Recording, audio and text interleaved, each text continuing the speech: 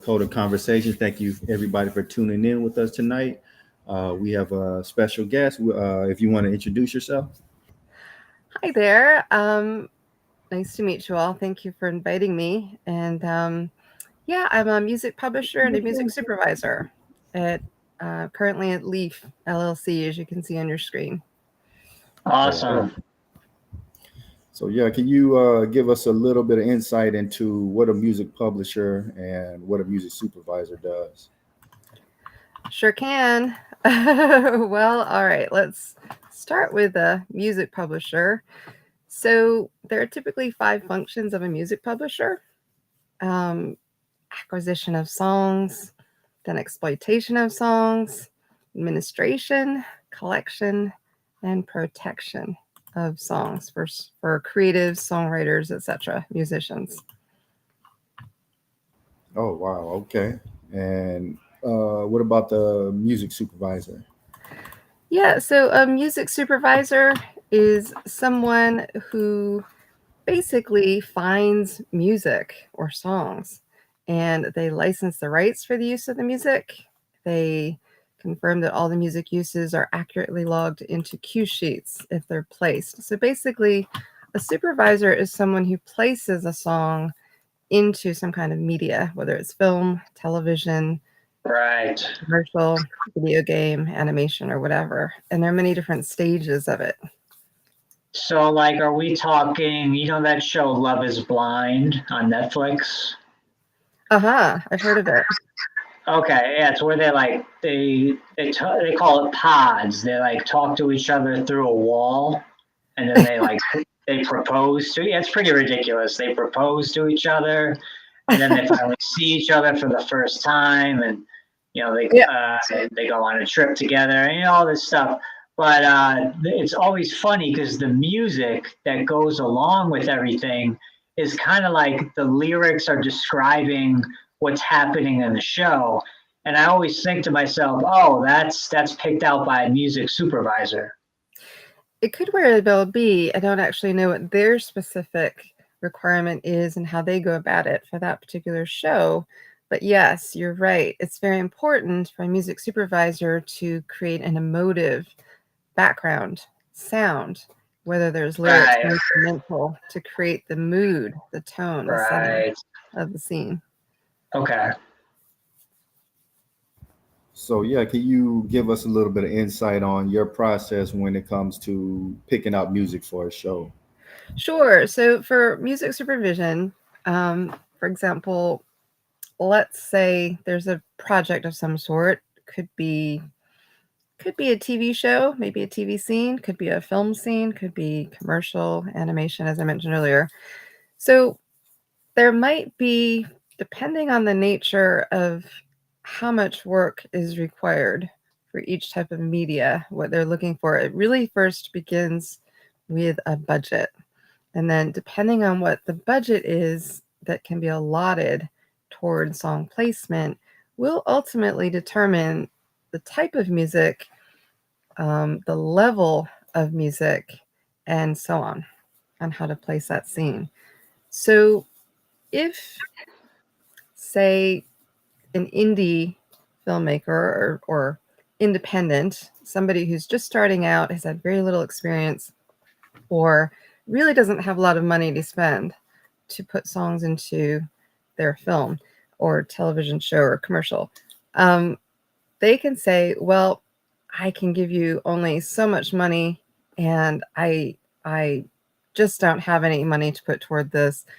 Then I know, as a music supervisor, where to look in order to be able to find any kind of music that might work within that film to create the effect that they're trying to reach. So it could be anywhere from songwriters that I already work with. It could be on the publishing side. It could be songwriters I seek out there. It could be simply as YouTube. Could be on um, different sites like music libraries, even. It could be um, potentially DST, digital service providers. Um, it could just be anywhere that I search that has the specific that I'm looking for. So, for example, let's say it's a holiday scene. Um, they need something festive in the background, but they really don't have enough money to spend on that scene. I may search and search and search until I can find the sound that would work for that scene. So a lot of it involves video editing. If they can Right. provide a video in advance, that's very helpful. Um, Also, the next step typically is, okay, it's not so much what I love. I'm not really the focus here. I prefer to keep it where the focus has more on the songwriter, more on the creative work, the ultimate goal. So we each play our role. There are so many people involved in the production of a film or a television show or a commercial, so many hands, so many different functions, so many different purposes. As a supervisor, I'm just one little aspect along that chain. So, so really, if um, I get a chance to, I try to meet with the producer, the director, whoever's in charge of that project, ideally before the project begins. That way, not only do I get a chance to introduce myself, but also try and help guide them as to what makes sense based on their budget, based on their goal, based on what they hope to achieve and accomplish to make their story. It's all about storytelling, right? So it's how well can we all help each other create that story so that we can not only educate those who are watching and listening in, but also to perhaps change someone's life in a positive way or entertain in some way. Yeah. So it's Yeah. kind of like if you're working with an indie producer or director and you know they don't really have much of a budget for music, and let's say it's a holiday movie, so like that's going to immediately cancel out like Mariah Carey, for instance. Well, I get to work with, it's an interesting point you make. I get to meet all kinds of people. So, yes, I have actually, I can work with what they call A-lister celebrity type musicians, who've made it to the very productive types of music that pay a lot of money. So, yes, to answer your question, unless Mariah Carey suddenly just wants to be very generous, out of the kindness of her heart, Right. you never know. Sometimes Doesn't they'll sound surprise too you. likely though. Yeah, doesn't Well, sound too sometimes they'll likely. surprise you. Yeah, it just depends. Because I have attended film festivals, where I actually have met and visited about 150 or more over the last so many 4 years, different Hollywood celebrities or musicians that are A-listers, in addition to the other levels. So typically, we would say an indie artist would be very beginning level. A medium artist is slightly positioned, they have a little bit of background behind them. A positioned artist is somebody who really has a lot of different, maybe they have DSPs or on YouTube, maybe they have some performance experience, or they've been placed in places. It's more of a positioned artist. And then a superstar would be someone like Mariah Carey. So, yes, getting back to your question, it does, depending on their level of experience, depending on their quality, depending on, a lot of it is just luck and who you know, if you're in the right place at the right time. Um, the type of payment that you ultimately would be compensated for. So you're right. Someone on a superstar level, unless they're willing to not charge too much for that particular scene, if they just want to help out. Because what I'm noticing with some of these mentors or these superstars is they will be mentors. So it's almost like a teaching, educating arena. So if you get a chance to go to some of the conferences at these film festivals, um, or even visit them as a public audience when they do live Q&As for their opening premieres and things like that for their films, or whatever it is they're putting out there, releasing, um, they will mentor, they will teach. So she would be in the very high range of dollars, yes. Um, In indie, it does change according to their level of experience. Yeah, I can imagine that. So yeah, just getting back into the workflow. So you get the requirements from the client, and then are these requirements usually very specific? Like, I want this Christmas music, I want it to kind of sound like this, or That's do they exactly give right. you a good amount Yeah, of freedom? it's kind of a mixture of both. So once you figure out the budget, and then perhaps you have what's called a spotting session. So a spotting session with a music supervisor is when you get a chance to sit down and meet with the producer or director, or sometimes whoever's in charge of that production. And like you just said, they will say, this is exactly what I'm looking for in this scene. Some of them, for example, I believe it's Quentin Tarantino, he actually knows what music he wants in his films, and he just says, this is what I want in this film, and then he somehow comes up with the budget for it.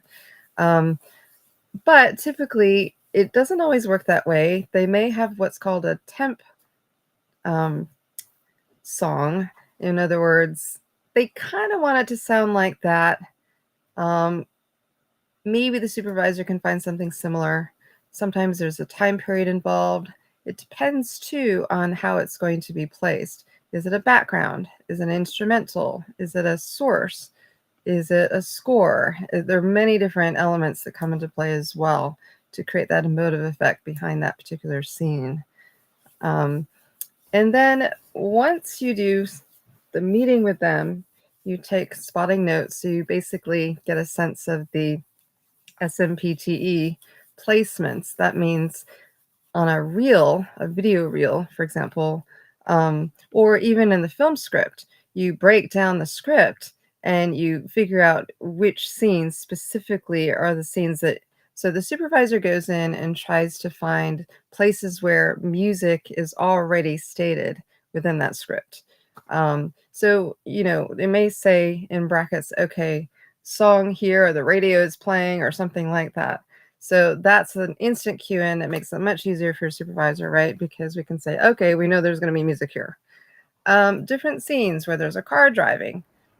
Some people listen to a radio when they're in the car. So that might be a place where, even if they don't specify it in the script, you might say, well, could there be music in that scene? Would it make a difference to build the emotive effect for that particular role? Could be there's a radio on somewhere in the room, or someone's listening, in a bar, they're dancing to a tune, or a restaurant or something like that. So many different factors come into play. Um, and then if, say, the director or producer or whoever is in charge of that project really does like that tune, sometimes it is the temp song rather, that stays within that scene. Sometimes they say, no, I really, really like what, the supervisors brought to the table. We typically pick maybe 10 songs, and then we break it down to 3. And we pitch, or we audition 3 of those songs to them. If we can video edit to the particular scene if they have it filmed at that point. Music supervisor often the times brought in a post-production, and it can work that way, but ideally we like to be before, during, and post, if that's even possible. Why? Because we want a smooth transition all the way through. I understand why they bring post-production, because, say, for example, with a film, they constantly change the scenes. Maybe the film director says, well, I filmed this scene yesterday, but now today, I think I'd rather do it this way. Or maybe an actor suddenly did something differently than they anticipated, and they really liked it, and now they have to accommodate for that, and they're going to create a different version of it. So let's say the supervisor goes in, picks a song for it, everybody loved that song, but then they decide to throw the scene out, or that song's gone. You start all over again. Or let's say they throw it out, but then later on down the line, like, no, no, no, I really, really want that song. They figure out a way to put it back in. So it can go in and out, in and out. And that's typically why they say post-production, because it really can be very frustrating and stressful for a supervisor. it's not just picking a song, it's having to do the clearance for the song. It's having to do the license quote requests, the licensing, the cue sheets, sometimes video editing. That's a very tedious, very detailed type of legal work, lots of paperwork, lots of communication with different parties involved to get the permission. So really the goal here is, as a supervisor, is to help people be protected legally. So one, it helps them give permission to utilize and create the work, but two, it protects them from anything they might be doing that could be potentially infringing on somebody else's work, or maybe it didn't quite follow the music industry standard and guideline and they didn't know that. And so that's why we exist, the publishers and the music supervisors. There are a lot of indie musicians out there who want to be their own publisher, and I completely understand that because they want to get paid, and there's no harm in that. I completely understand it. I've met a lot of those, and that's totally fine. I respect that. It's completely fine. However, I am discovering, working with some artists who have a lot of talent, and they're very creative creators, who really do want to work and make a difference. And they all have their story to tell, but they just didn't know the American legal way of doing it within the music industry family, because maybe they're foreign, or maybe they're in America, but that just doesn't interest them. They really just don't want to be dealing with the accounting and the royalties, and they don't want to be dealing with the legals. And I appreciate that the legal side in the music business is intimidating. When you see something legal, you're like, what? Yikes. And most people probably don't even read the terms and conditions when they sign contracts with online DSPs. I mean, who actually honestly reads through the entire thing? Maybe some people do. But so it is really important to have a team. It's not just one that does everything. It's a team of us behind a songwriter or a musician. If they are able or willing or would like to have our help, that's why we're here, is to try and help them. Right. So like what are some of the mistakes people often make, like especially in terms of legal? Well, I'm not going to point out names here, and I'm not going to even give out names of companies either. Why? Because in the industry, we typically sign what's called NDAs, non-disclosure agreements, and it's proprietary, meaning it's confidential information. And because we've signed this, they've asked us to, and vice versa. I'm not at liberty to disclose any specifics. So I won't be giving out names, but I can give you hypotheticals. So some of the things I've experienced, whether it's an indie level or medium or positioned artist or what have you, haven't quite worked yet with a superstar. I would love to. They're more than welcome to contact me or collaborate on some project if I can be helpful. I'm open to anyone who would like assistance. So, for example, some songwriters, they're so excited. They can't wait to get their work out there. And here's the thing to keep in mind. Some of these artists, understandably so, put their whole heart and soul and energy and effort into their creative element that they, it's almost like a family member to them. It's so if anything upsets them about it, they're very sensitive and very vulnerable to criticism, some of them. So it's a really delicate dance where you have to make sure that you create a safe space for the artist so that they don't feel judged, they don't feel criticized, they don't feel not listened to. It's really important to listen to what they're hoping to achieve, what their dream is, and then figure out a way to help them make that possible. So to answer your question, some songwriters don't realize that you're not supposed to have more than one PRO. PRO is a performing rights organization out of New York City. There are 3 in particular, 2 of which songwriters can register with independently or with a music publisher to register them for them on their behalf. one of which you have to be invited into, um, if that ever happens. So it's not allowed. It's just part of the music industry protocol, their procedure and practice. It's just simple things that can make such a big difference. So, in other words, in that case, if an artist is registered in all of those or even two of those, basically they're getting paid twice Mm. in the USA for the exact same work. If they register the same works in both. Now, it gets complicated. Um, Another example is sometimes artists can infringe on themselves. Oh And wow. yeah, people aren't aware of it. It depends on a case by case situation. But some artists create an amazing work. Somebody's interested, they suddenly become a work for hire, meaning that a company brings them on, asks them, will you please create this work on our behalf for this corporation? And we're going to then now own this work as a copyright, and it belongs to our company now because you're working for us to create the work. And the artist may or may not fully understand that legally, and then they go out and they leave that role, and they decide, oh, I'm going to use this song that I made for that company. I'm going to do it over here and put it on an album, and I'm going to put it out on DSP, and I'm going to do that. Actually, they can't do that. That would be infringing themselves, for example. Oh wow. Oh, So it's a scary road. Anything legal, understandably, is anxiety producing. There's no question about it. So it is important to have a team behind you, whether it's a publisher, a supervisor, an attorney. I work with attorneys all the time. I'm open to work with them all over the country on an as needed basis if they, are kind enough to work with me, if they have the time. So yeah, absolutely important to know how to navigate through all the little loopholes that exist. yeah. Our previous music supervisor, he said one of the first things you should do is get a lawyer when entering into the industry.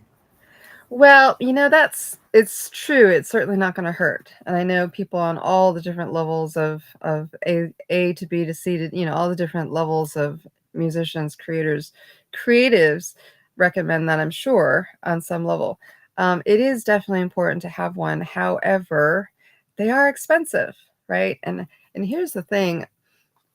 Partly why I'm in the field is because I do want to help creatives to be creative. And we live in a world where everything has a cost, typically an expensive one.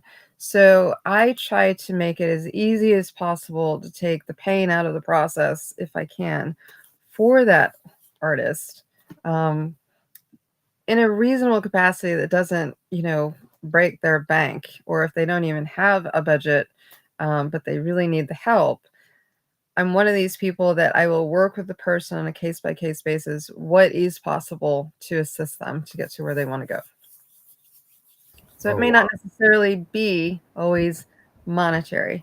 I'm willing to do volunteer or pro bono work if that's really going to make a difference. Um, I also will get paid, so it's a mix. Yeah. Oh, okay. So like, how do you choose what clients you deal with? Are there certain clients that you won't deal with just because maybe you don't like something about them? That's an interesting question. I think it's a case by case basis. I try really hard not to discriminate. And what I mean by that is I'm in a country, the United States, right, where we are allegedly a country that allows freedom and non discrimination, although unfortunately the world doesn't always practice these.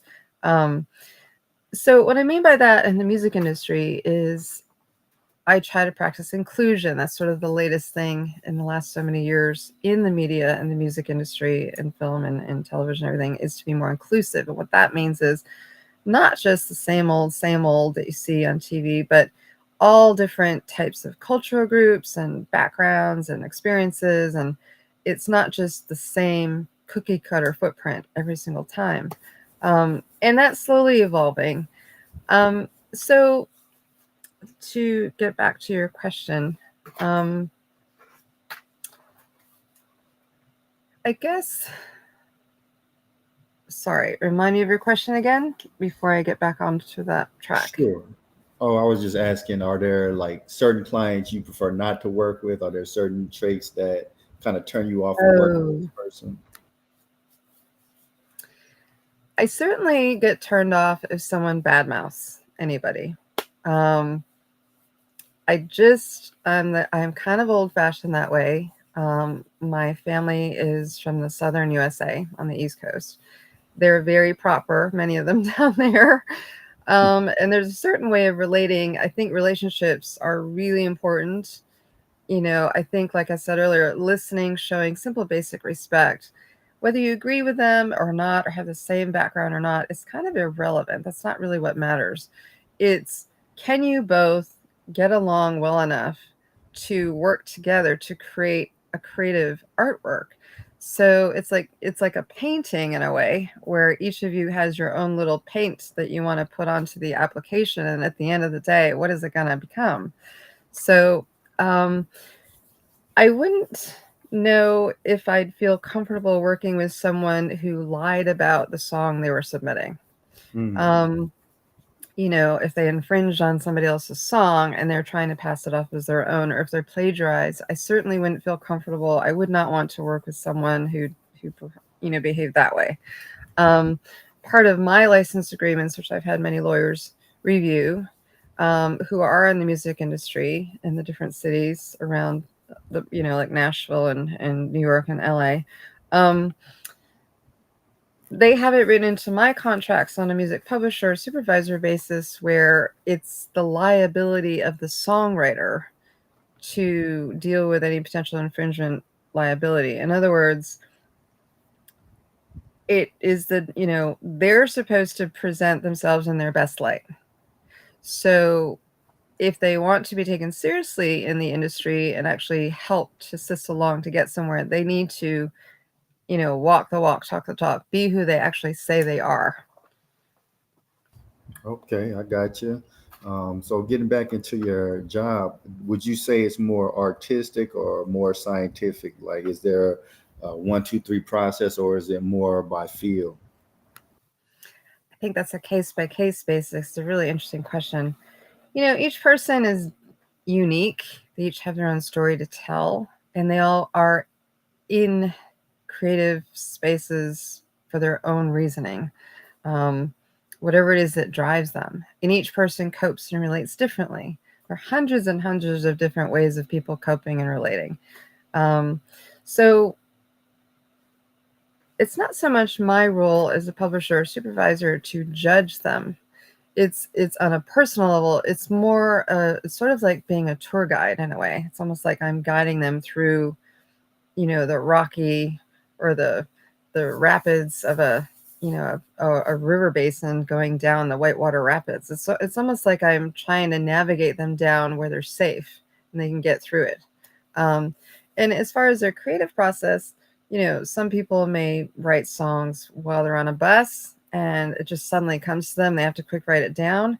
Some people may be um, in a place where they are intentionally sitting down to draft something and they just keep working on it over and over again. And maybe they're collaborating with others. Um, so some people can do that constantly, day by day. Some people, they have to wait for that creative spark to develop. So I try not to push the creatives, the songwriters and musicians I've been working with. I explain to them it really is your creative space. I don't want you to feel too much pressure. It's important to have balance. Keep yourself healthy and happy and content, or some kind of energy that is helpful to the creative process. Oh, interesting. So I know your industry, you deal with a lot of different personalities. Do you Absolutely. do you feel like you have to kind of change on how you deal with different people, or do you kind of keep it just consistent and the same across the board? I wish it were that simple. Yes, amazing questions. Um, I've experienced people who get very upset and very passionate about how they feel about something as songwriters and musicians. I've had people who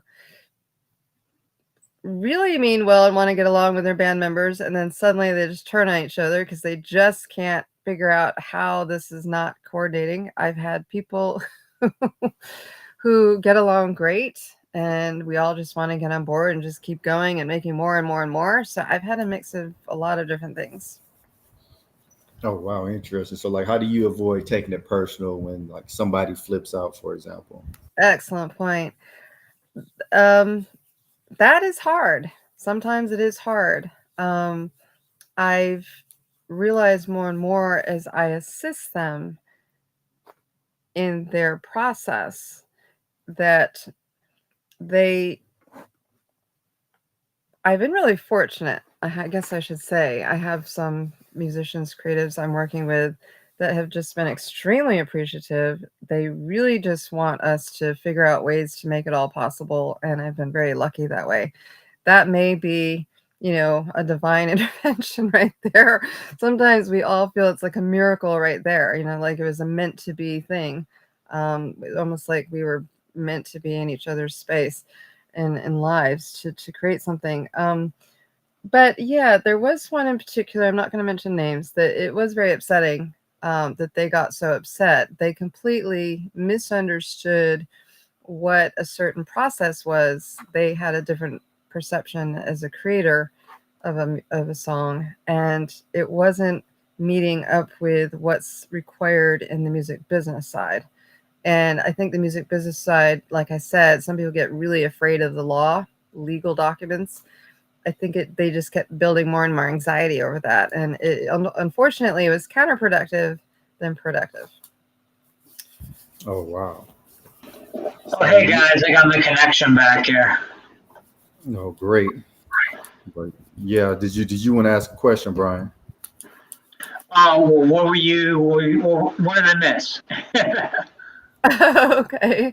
Some really interesting questions. Thank you for asking. So I yeah, hope I'm helpful. can you tell us about like your favorite genres to work in, if you have any? Oh, I know, right? Oh, that just went straight to my heart on that one. So right, music publishers, right? We're supposed to pick at least one, not more typically than two genres that we focus and concentrate on.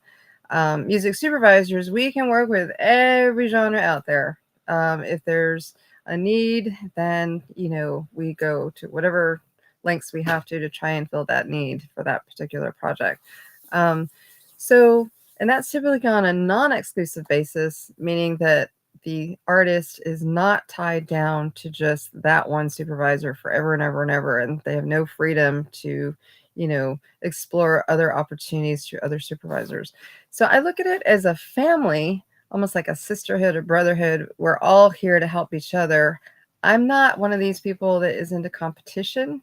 I'm more, gee, if this music supervisor can help, great. If that was well done. But if I can do it, great. If Yeah. we can work together, then that's a good thing too. That sounded a bit okay. Or should we be concerned? Are you okay? So yeah, that's a great point about competition because that can also lead us down destructive paths, constantly wanting to be better than someone else. So yeah, I like the idea of a collaborative mindset. Absolutely. And I have been very blessed in the sense that I've been very privileged in my life with educational opportunities, um, and even work opportunities. Um, I, I understand that not many people have an interest in pursuing things like that, or have the opportunity to. So I try to be sensitive to that and listen to what they can bring to the table too. And a lot of times it's amazing what people can convey. I mean, I'm not one of these people that tries to know everything. I'm constantly learning. I'm learning from everybody and everything as well. Absolutely. Yeah. Yeah, exactly. Now, what would you say your first big project was in music supervision? Well, that's one of those golden moments. Again, probably a miracle. Um, I, it's so funny. I legally sponsored my husband. He's from England. He's British. And I had, as a green card, I had to bring him in myself as an American, which was quite an experience, as you can well imagine. Having said that, Yeah. We live in the northeast of the USA, and I'm not complaining. I'm very grateful to have these points of my life. However, it is limiting in the sense that I can't just up and take off and go run out to LA or New York City and, join the band. I mean, you know what I mean? Right. I can visit if necessary, or I can work online with them, no problem. But it's not like I was fresh out of college, for example, where I could just run off and go do whatever I felt like and not think too much about it, except just so Sure. yeah, yeah. So to answer your question, I was very lucky. I was in our car waiting in the parking lot to give my husband a ride from work. We both are educators. We both are teachers. I was licensed in. I'm originally from the state of New York, close to Buffalo, a suburb out that way. And I was licensed by the state board of education as an English teacher. I'm also certified for English as a second language. And to make a long, this was before I went to law school, before I Oh, worked wow. in intellectual property law, doing patents, trademarks, and copyrights in major law firms.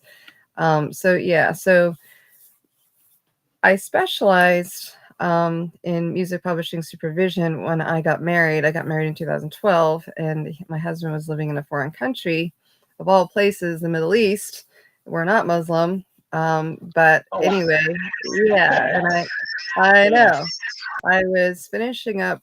I was at Harvard at the time. I was there for 5 years. Um, and as a graduate student, and I just got married, and at that point went to the Middle East, and honestly didn't speak any Arabic in Saudi Arabia. Wow. What And was that as, like for you? it was very interesting. I didn't have a chance to do much of anything in law as a woman. I learned what it was like to have to go back into education. But so having said that, I'm finally going to get to where I'm going in the story. Don't worry. Um, I took Berkeley Music in Boston online for courses online while I was in the Middle East. And I ended up having a 4.0 in that program as a music publisher supervisor for Berkeley Music out of Boston, Massachusetts. So on the other side of that, that certified me to do the work that I do. And I had worked for a long time in intellectual property law at the major firms in Boston for copyrights and trademarks and patents. I was one of Boston's leading IP professionals. I My first job out, not in music but in general, was down in Washington D.C. at a major museum there, the Smithsonian. I will mention that because it's an amazing institution. It's a beautiful place. Yeah. It is, and learned cataloging there. I was asked to do a special project by my boss at the time. I knew someone who worked at National Geographic, so my evenings I would spend most of my evenings in National Geographic, and then researching some of their photography as well to create this study tour and seminar video for the Smithsonian. That was a long time ago.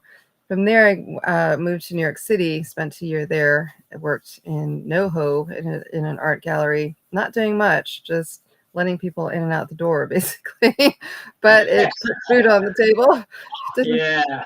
Wasn't Oh very no, high paying. we all gotta do what we gotta do when it comes to regular jobs Survival. or Exactly. side hustles or your Exactly. backup plan. Like with music, a lot of musicians. I think he cut out, but Ooh, I heard some of that. Hopefully he'll come back with that train of thought. Um, so yeah, I so think I'm it's speaking on side hustles. exactly side hustle. So yeah, I've when I moved to Boston to go to law school, and then just this last recently, I the first job in music as So part of my Harvard requirement was to do 2 internships, and that was in music publishing. And those were in the state of Massachusetts, since I wasn't in a position to not do my classes and just take off and go somewhere else. And those were very interesting. I'm still willing to work with those companies if they ever wish to at this point in time. But so getting back to the original story, I was picking my husband up to drive him to and from work his very first year in the United States as a teacher. And I was sitting in the parking lot. I was getting more and more just frustrated and discouraged and wondering if I could ever live my dream, which is to be a publisher supervisor, in New England of all places. Usually the Right. industry is New York City or Los Angeles or Nashville or Las Vegas or somewhere, as we all know, in America. And I just kept thinking, oof, how am I going to do all this? And not be totally upset over it. So I made some calls, and it's funny, I did not realize it was the head of the founder of the company that I found online to see if they would consider me for an internship. He very kindly picked up the phone. Again, I'm not going to give names. I have non-disclosure agreements in place with them. And it literally spoke to me for about an hour and a half, 2 hours. I'm sitting in the car waiting for my husband to finish the afternoon, his classes, and I'm just sitting, hoping, keeping my fingers crossed that somebody will please give me an opportunity somehow online for this, and Right. which is a little unusual, but not as unusual since the pandemic. Not at all. Yeah. Yeah, so he said, yeah, sure. So we laughed our head off for about an hour and a half over his company and the role of it all and everything. And he said, sure, just why don't you apply? So I applied. It required doing a video of it was not an easy application. Yeah. And What was and it like? oh my goodness, I had to do like a self-recording videotape of trying to answer the questions they asked me to answer, in the hope that it met what they were looking for. And months went by, and I was told that their president, who's based in a foreign country, would let me know of the results if I was even being considered. Yeah. So you have that months of, oh boy, is this actually going to happen? Is it not that anxiety of, oh, could it be everything I've been wanting? Is it, I'm never going to get the opportunity? It's an awful feeling, right? Oh So yeah. by some miracle, they accepted me. And not only did they accept me, they gave me a glowing, exceeding their expectations letter of reference and successfully completed their internship. It was not easy by any means. I worked so hard. There were within the 2 months of that online internship as a music supervisor, handling their catalog, which works anywhere from the indie level all the way up to the major level, and also with Hollywood placements. So I worked for a company that deals with Hollywood placements as well as indie placements globally, including the United States, of course. And I spent 2 to 4 evenings all night long preparing documents for their projects. And I can't get into Wow. specifics, but it was a lot of Yeah. work. Sounds And like it. I'm glad I did it, and I learned a lot. But yeah, that's the music business side from the legal side. Well, I notice a lot of the times from music people that we interview that usually the way in is through an internship. Would you agree with that? I think it definitely makes a difference. Absolutely. I would have loved to have worked for the major production houses in Los Angeles. I still would if they'd ever have me. New York City too, Nashville, any one of them, Yeah. Miami. It's not easy to do because they have all the requirements. Some of them you have to be paid, some are volunteer. Many of them you must be in college. So that was really difficult and challenging and stressful for me because I wasn't in college at that point in my life. I'm now married and, have had years of experience behind me in different Yeah. professions. So, that was very frustrating. Where how am I supposed to get the experience if they only take college interns? Um, so in a lot of these major ones in these, industry, that is what they cater to, and that's their prerogative. But then where does it leave the rest of us? So it, Right. Right. exactly. So sometimes it does make a difference to answer your question. Now, where it led me to, because I successfully completed it, I still help in what's called song approvals. In other words, so with their particular company, they will get many song submissions a month, and I'm talking more than you can imagine, but I can't disclose in detail. Um, and globally. And so what that requires is, in order to get them prepared to be considered for any kind of placement in film, television, commercial radio, whatever it is, animation, video game, they have to be approved by a music supervisor. In other words, in their system, their company, um, we look for lots of different factors to determine what makes sense to do with this song that was submitted within their company. So I'm considered an admin, and I have a music supervisor account with them as well. And also because I'm a Interesting. publisher, yeah, well, I'm a publisher with my own company, Leaf LLC, as an independent freelancer. Um, I am now, if I can get my current songwriters, my publishing songwriters who are global, as well as American, into their system, if they accept them, then I'll be seen as their publisher within their database, as well as their supervisor that can help them get positioned within their catalog to be considered by other music supervisors for placement in whatever projects arise globally. Now, let me ask. I have a buddy who works in music. He calls it music clearance. Is Uh-huh. that something? Is that something that you deal with at all? Absolutely. That is one of the most important functions of a supervisor, Oh to wow. clear Okay. music. Uh-huh.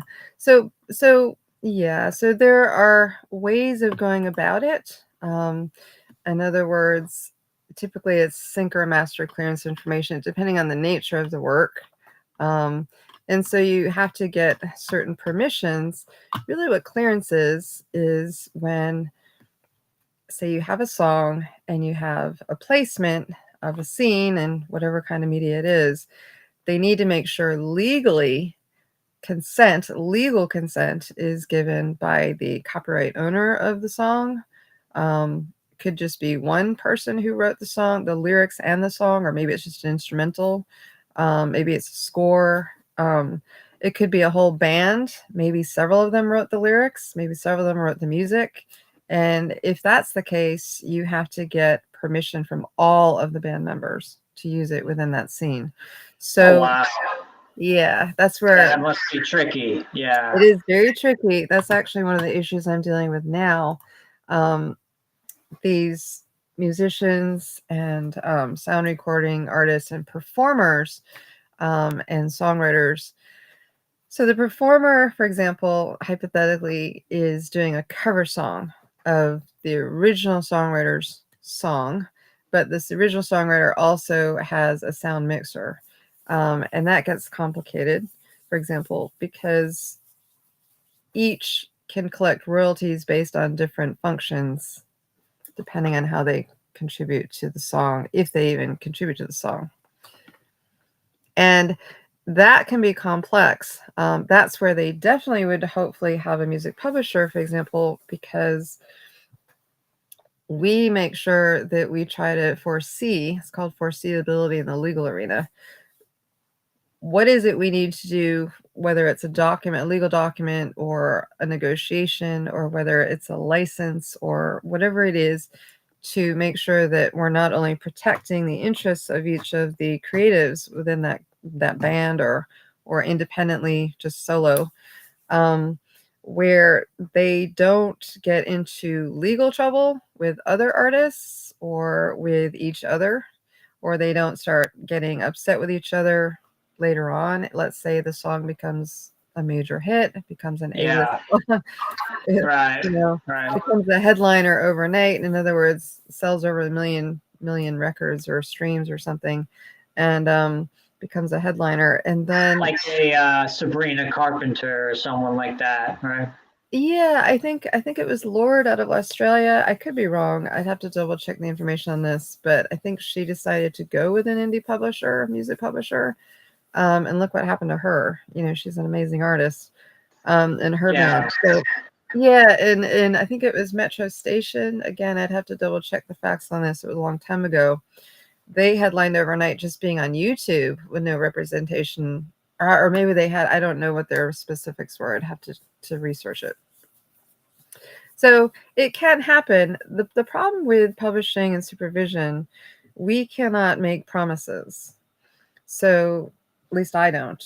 I can't say, well, I definitely am going to make you the next, famous A-lister, headliner, songwriter, musician. I can't promise that I definitely will get into a Hollywood scene or something like that. But what I can do is do everything I can to try and give them a chance to. And then it's up to a lot of different factors. It's not even necessarily whether they like the song or if the person has talent. A lot of it is there a writer's strike? Are people actually creating material where you can actually put songs into these days? The pandemic, we didn't even know if Hollywood was going to exist anymore. The music industry at one point, it was a very scary time and very, discouraging one, to say the least. So No, COVID was a major disruption, major disruptor. it was, and it was a scary time. It was a sad time because that's it, game over. That's no more entertainment. I mean, it was kind of It seemed like that, yeah. hard to believe, right? But like a real scary possibility too. And then it was almost like Boston Strong after 9/11 and everything, where we all just came back even stronger as a group, as a family, and made it. Right. We're not going to let them tear us down. We're going to keep going. So the streaming industry just boomed during the pandemic. Well, just to take things down a tangent a bit, what do you think about AI and its effect on the industry? Like, for example, people can generate just AI content, and Yeah. I have watched some of your before tonight just to get a sense of how you do these podcasts. I have heard you ask this question before, and it is interesting, some of the responses. For me, I have a personal opinion. I have a legal background opinion, right? So, and I'm an educator, a teacher. I still teach part-time with students, and we have these conversations. I think it was recently, even today, the recording artist, Grammy. I think today they recently mentioned the nominations for this year's Grammy Awards, and so basically, it's the very first Grammy nominated AI song. The Beatles' Now and Then makes history. This AI assisted song, which will be presenting itself in early February for the Grammy Awards this year as a nomination. So it's an amazing technology. I don't think we can dispute that. I think I researched it was originally out of the United Kingdom or something, and somehow made its way around the world. The thing is, it's also, once again, anything legal related is a scary thing for some. Even, it's not something we can quote unquote police very easily at this point in time. I think it has tremendous potential. I think it's incredibly user friendly in the sense that I literally was calling around across the entire country trying to find answers from attorneys and CPAs on a question that many of them are scratching their heads on at one point. Can't get into the specifics. And then I simply typed it on my cell phone, and AI answered the question within a second. So it's very, Wow. yeah, it's very helpful that way. Yeah. And also I was reading, I think recently, was it the Hollywood industry or one of the major film production houses somewhere, are saving millions of dollars just by using AI to create the same type of creative production that it would take many, many people to do, and a lot of money to keep them all doing it, and all kinds of realia to do it, or props or whatnot. Whereas AI just does it quickly and very inexpensively and save the millions of dollars for that same thing. Is it the same quality? I don't know. Obviously, the risk we run is, as a human civilization, are we going to become so detached and disconnected from the human element of relationships, is which sometimes keeps us, the meaning of life, the purpose of life. Right. But really, the main issue is, from a legal standpoint, if we don't know where this material is coming from, let's say it finds it all over, it web crawls the entire universe and comes up with its answer quickly. Yeah, it's wonderful it came up with the answer, but where did they, quote unquote, steal it from? I think they need to create, if AI can be created by whomever is able to do this, software engineers such as yourself, or developers, or whoever, IT person, and the AI can not only give the information but also cite the sources globally, or if they can somehow get the consent of the source, which is not an easy thing to do. Oh, love that. Is that the end? Is that going to be the dramatic ending?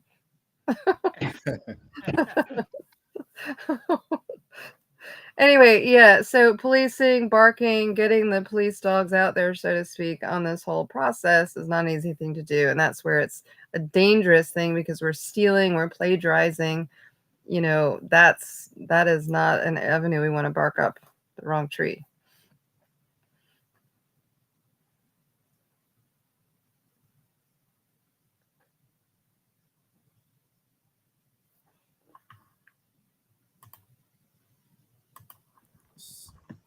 Uh, can you hear me? I hear you now. Okay, there You we safe go. and sound? Yeah, yeah, everything's good. Okay. So yeah, I know AI, it can generate music that's listening to a listenable, kind of catchy, poppy. But like, do you feel like AI generated music, since it's not human, can it create emotional experiences? I'm sure it probably could. I think just on the news today, they have a female artist robot who is created with AI intelligence or something, and she does a lot of painting or something on the news. I personally, at my company, will never use AI generated music. Why? Because there are too many legal risks. Um, and I make that very clear to anyone I work with who's a creative, a songwriter, musician. I know that the company I was mentioning earlier, I did the internship with online, who works with the whole Hollywood network and indies and everything else globally. They're in one of the top 5 companies out there in the industry, top 5, top 10, something like that. They, as far as experience and their know-how, they will not work with AI technology generated songs either. It's easier said than done. I also am going to be doing podcasts for my company. I'm also going to be creating derivative works, for the brand at some point, which will be for a public sale if they wish.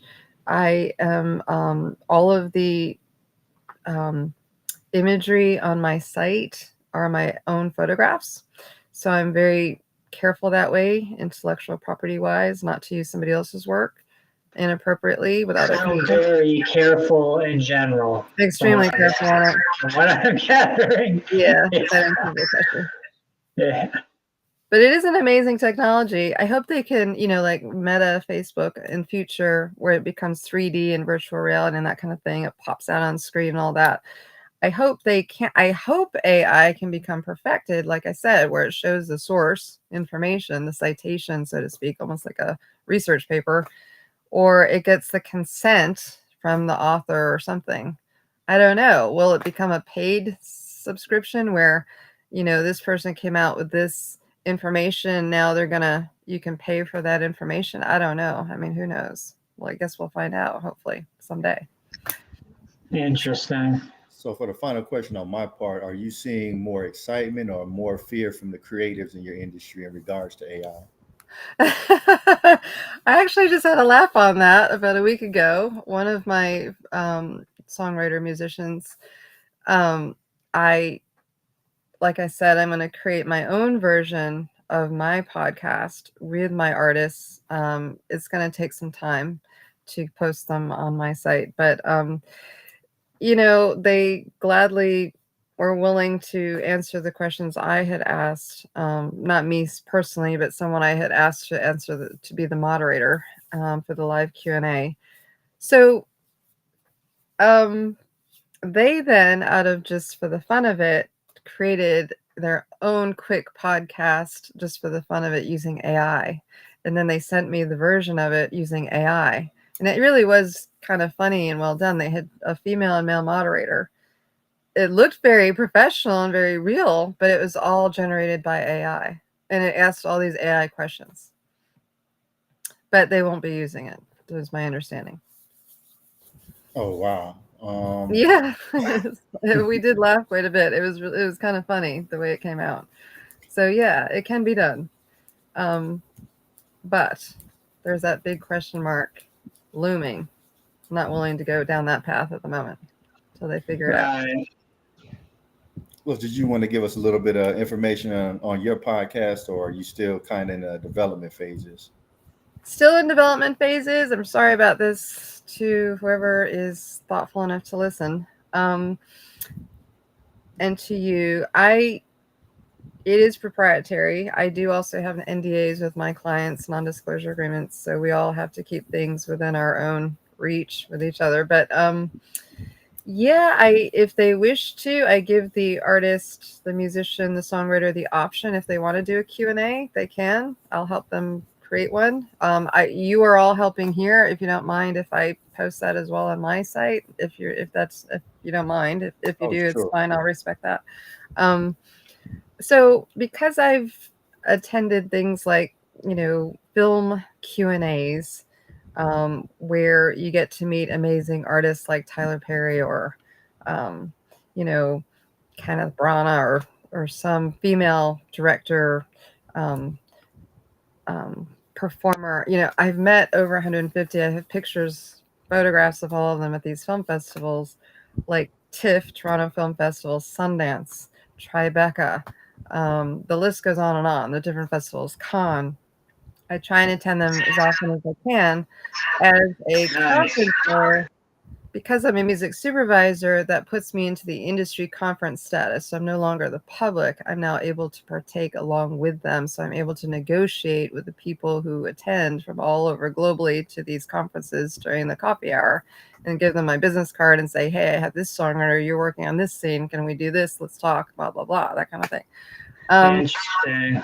Yeah, so a lot of it is relationship building, like you did now with the whole LinkedIn thing. That's how you found me, I found you, that kind of thing. And you were so thoughtful to invite me on for this podcast.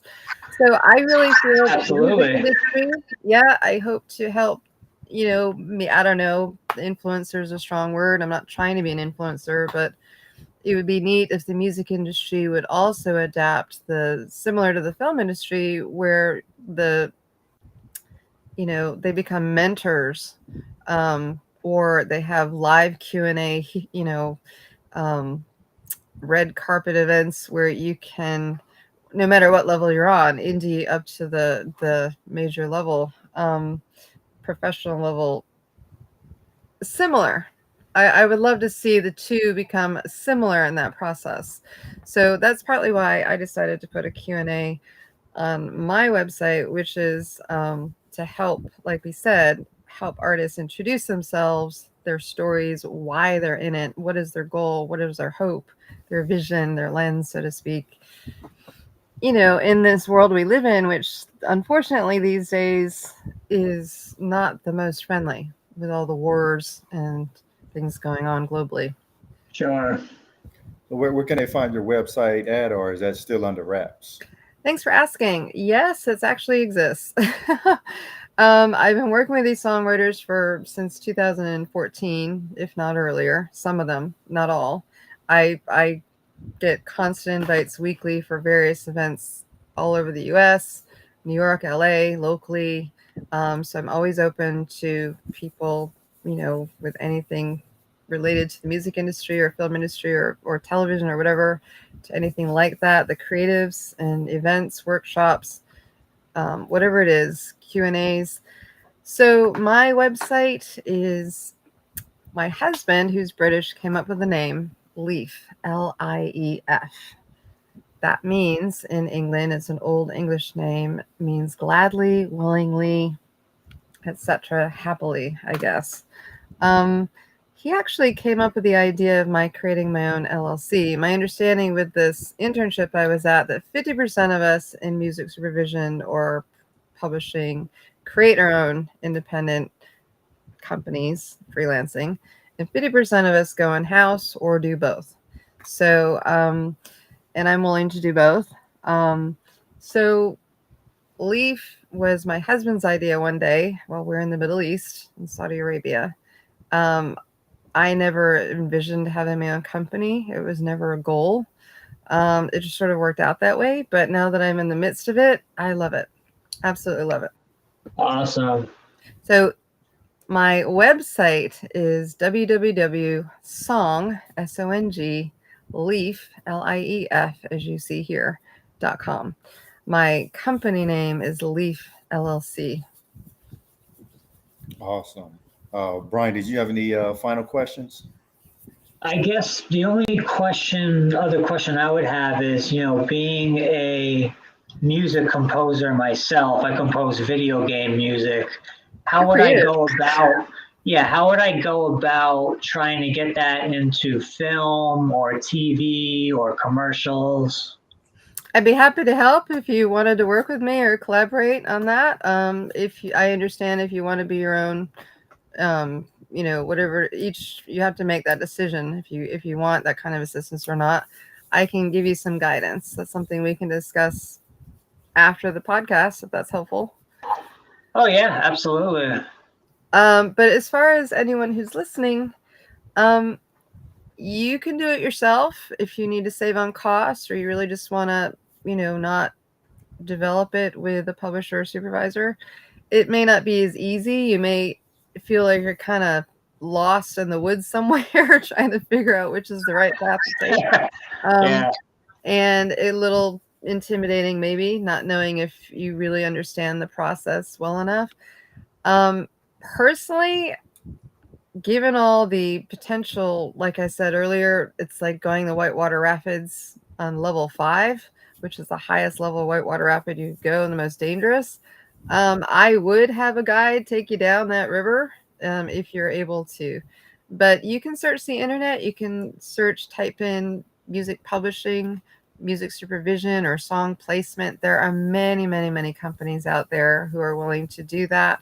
If you research them, do what's called due diligence in the legal arena, you're researching the background of it all.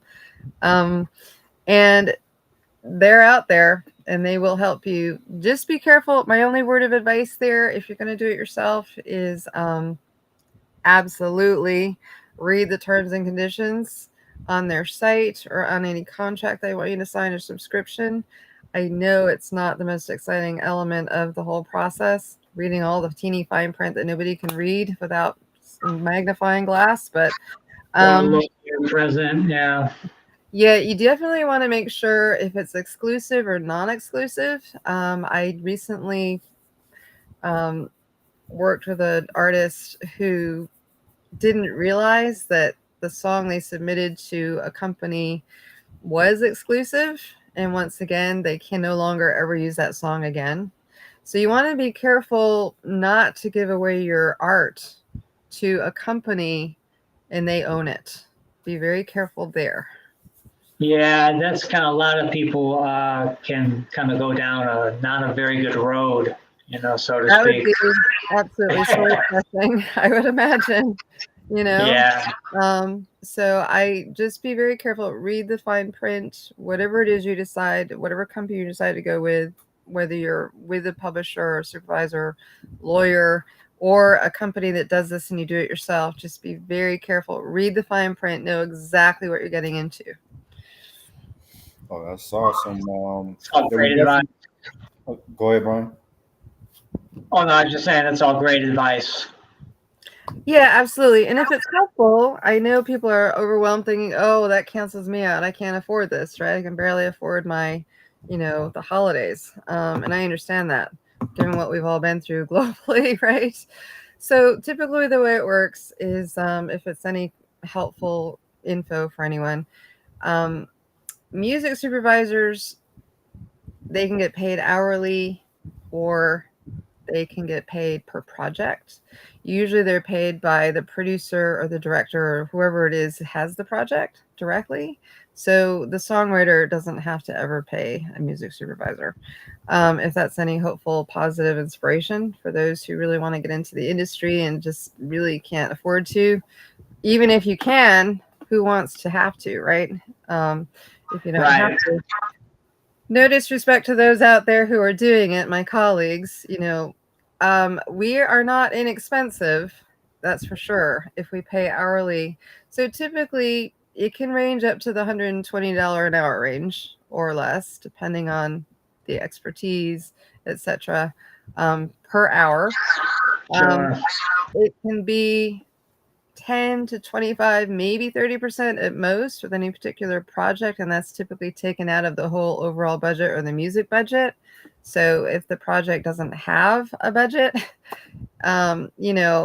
really the supervisor are going to take like most, good chunk of it. So again, it's a case by case basis. I'm willing to not charge anything. Worst case scenario, if I really feel the project is going to make a difference and I really want to help these, the people in the industry really make something and I'm the one keeping them from doing it because of my fee, I'll reconsider that and try and help them out.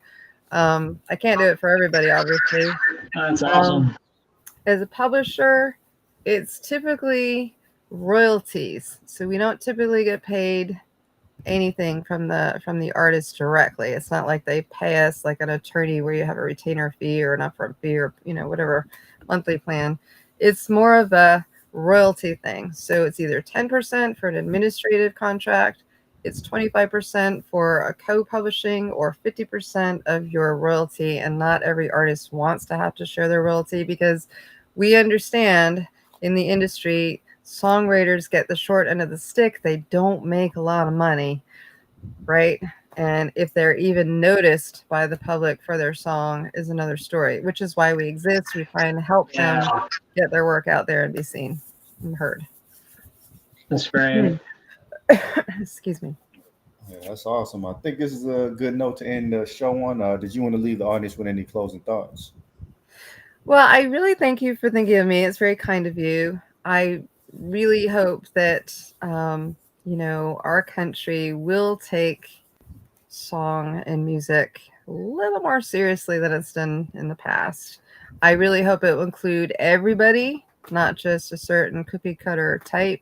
I hope it will include all different kinds of styles, and I hope I can be a part of that process and really help people get to where they want to go. Oh, absolutely. We'll have to have you back sometime. But yeah, Absolutely. we really enjoyed having you on. Did you want to say anything, Brian? No, just sorry my internet cut out earlier, so I missed a little bit of the interview. Well, But I hope you had a chance to play with your dog, if that was your dog. oh, that was Kevin. Kevin's dog. Okay. Well, nice to meet your dog. I feel free to reach out to me if you wish, Brian. You don't have to, no pressure. But if I can be of help in any way, and because you've had me on, I won't charge you for any service. Does that help? That's awesome. I really appreciate it. Yeah. Well, thank you. I appreciate that too. And if you can send me a link, I would love to have a copy of this. Oh, absolutely. All right, then. Nice to meet you, Kevin and Brian. Thank you. Great to meet you. Thank you, everybody, for tuning in. We'll catch y'all next time. Peace.